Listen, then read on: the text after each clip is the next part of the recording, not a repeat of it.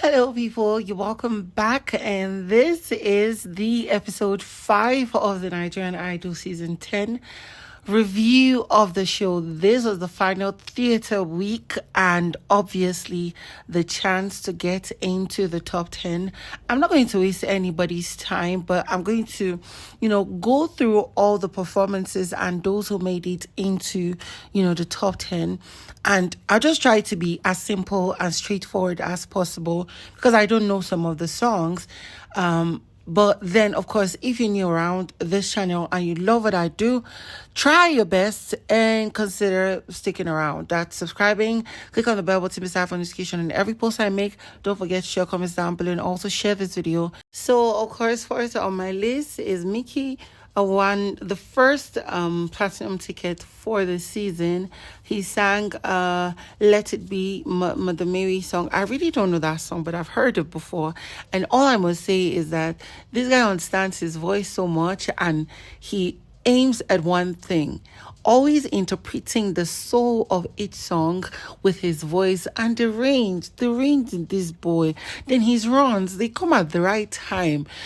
It's just crazy. He sings with such power, and I could not wait to hear when they gave him a yes that he was in the top 10.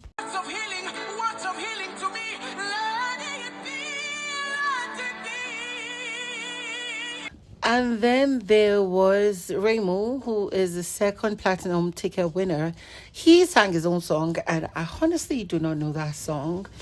I need to work on the fact of not knowing many songs, so I need to work on that. His song was beautiful. His voice resonated. He used his range and pitch and everything. I loved it.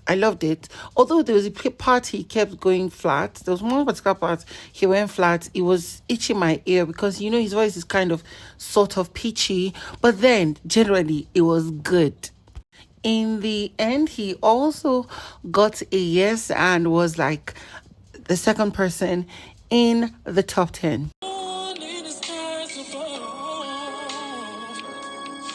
I can't even lie. Safia is one of the persons whose performance from beginning till this time had always been spot on with the fact that he kept fighting for the next stage. He kept fighting, kept wanting more. He did his best. He sang a song that I also do not know. His voice resonated. I don't know whether it was the mic setup that was making him sound like distortion, as though it was a miming or like there were two people there. But then it was just an excuse for the judges to have kicked him out and not giving him a spot in the top 10. But either ways, he's a beautiful singer.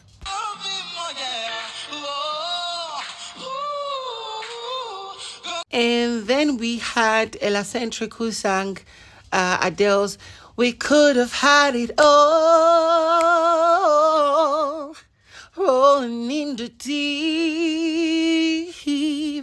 You got my heart inside of your hand, and you played it to the beat. Now, her rendition was in her own way. It was really nice. There were points where she was going flat, and it was confusing me because I'm like, okay, when you run around and play around, still come back to the same power of the melody, and the harmony or whatever it was. But she really did well. Her voice is so good. She got a yes and she is in the top 10.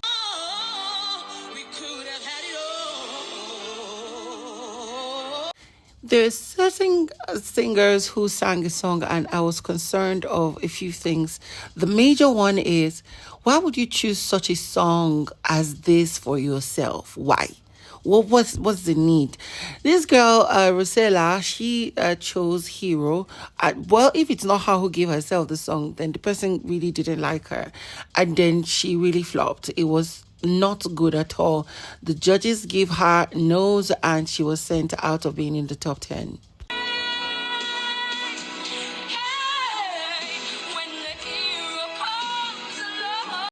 Another crazy performance was that of Oyaks, who sang Lewis Capaldi's Before You Go. And as much as his voice is emotive, there was no soul, there was nothing. And then at the end, he said he rather planned to give, the best part towards the end. And these people didn't even need till the end before they could quantify or rate him. In the end, he got no's and was sent out of the competition.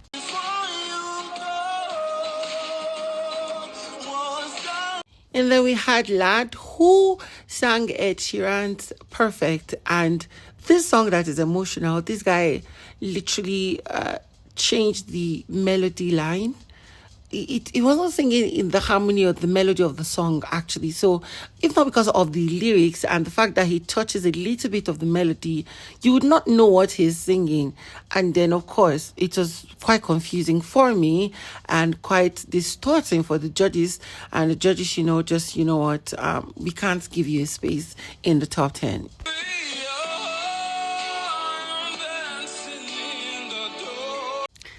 Daffy sang, "When a man loves a woman, waiting, happen. Let me be honest. This is his type of song, but it's not my type of song. There is no way I'm going to sing this song.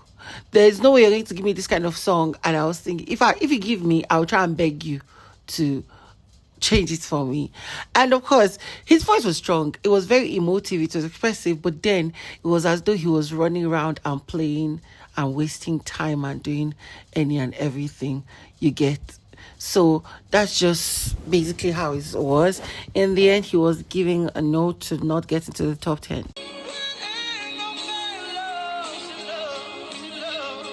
And then we had Christopher. He sang, I don't know the song. You guys should. I'm not even in the mood because each time these guys are singing songs that I don't know, it's a problem. But he sang it so beautifully. He was looking good. The judges could not get their eyes off of him. And in the end, of course, they gave him a yes, and he got into the top 10 boldly with a very bouncy catwalk.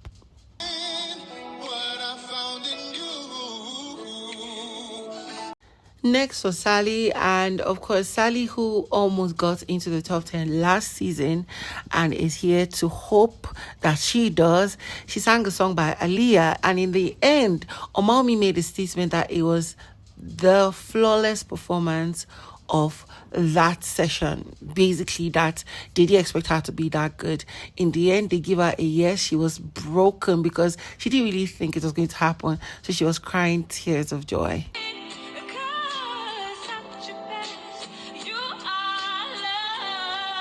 Next was Richie J. He sang a song by Luther Vandross. I don't know that song. And I feel because the organizers of the show are trying to make use of everybody enough in the time space needed to be aired, they don't end up giving us full performances of certain people. So I don't get to understand the song or understand the depth of it. And that was what happened with Richie J's own performance for me. The judges didn't really feel it was top 10 worthy, but it was still good enough. And okay, omawumi said he left the melody line and used his own. I'm like, that's part of doing a song in a different way, I guess.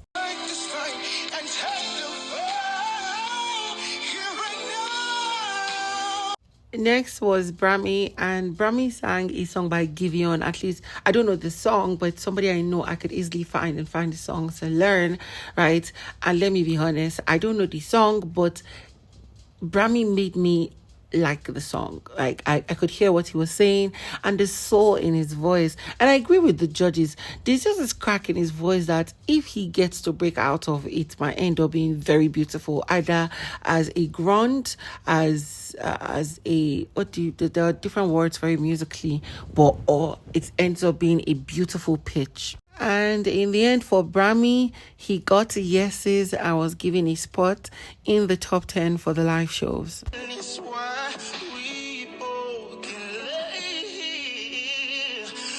And then Boss Lady sang a song by Tony Braxton, yeah. If I never know this time again, breathe again. I need to go and learn that song too because it seems like it's going to be beautiful in my voice. She, in the end, earned and expressed that song. So I believe I was happy when I heard that she got into the top 10 because the judges could not even say a no to her.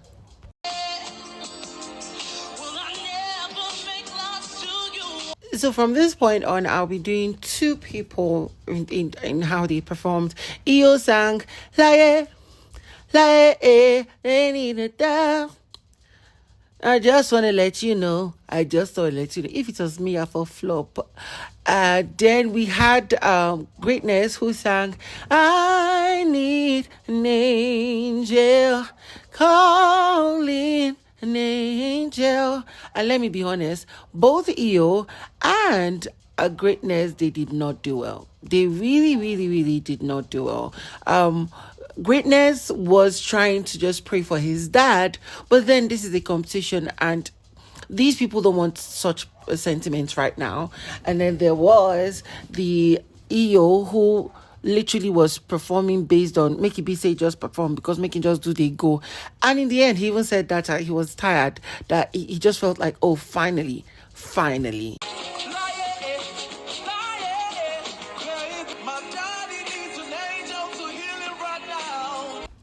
We had Gospel, the guitar guy. He sang what?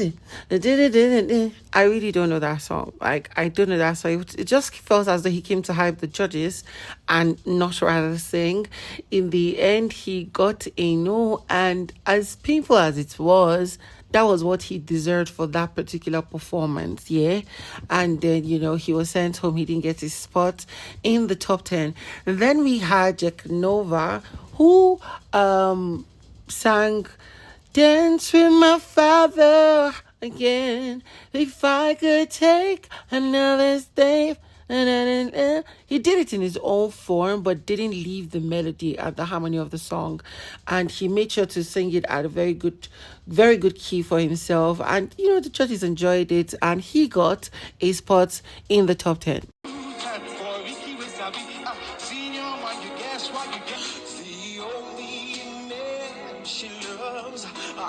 Next was Anders. I think Anders sang a song by a Nigerian artist, but I really do not know the song. But then the song sounded good. His words, I could hear everything. But then, of course, we didn't get to see a long form performance of his. And then we had Lawrence. Lawrence sang, "We'll all we have. We'll defend our land." And I must say that boy sang it good too. These two guys are really outstanding singers. Like, I really love their voices. In the end, Anders was said to have not done enough, and then Lawrence was said to have done really well. He made Richasani cry, and then, of course, he got a spot in the top 10.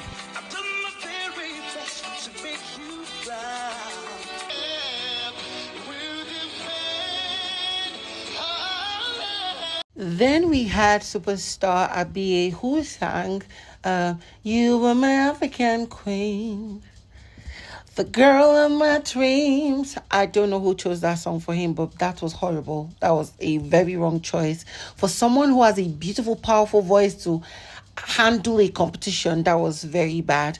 We had Onimike. He sang "Maybe Tonight."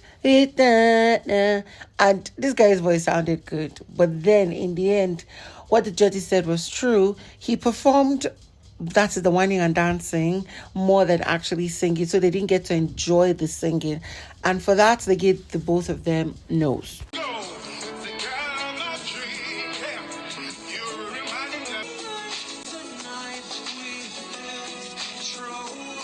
Next was Victor Ani, and I must say something. There's one thing that will plague this guy everywhere he goes, except if it is a gospel song he's singing. Nobody will really care how it ends up coming out, although I would care.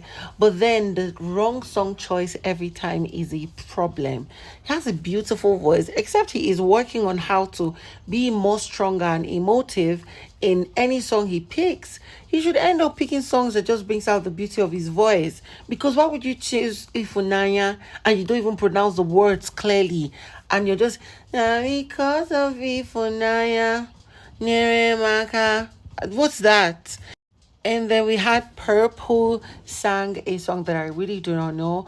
But then the expression, the vocals, everything was beautiful. It was good. It was one of the best female performances of the night, to be honest, because she didn't have a lot of flats, and there are no places where it was as though she wants to just get it done with and just rest. It was beautiful. In the end, she got a yes. Victor Annie got a no. She got into the top 10.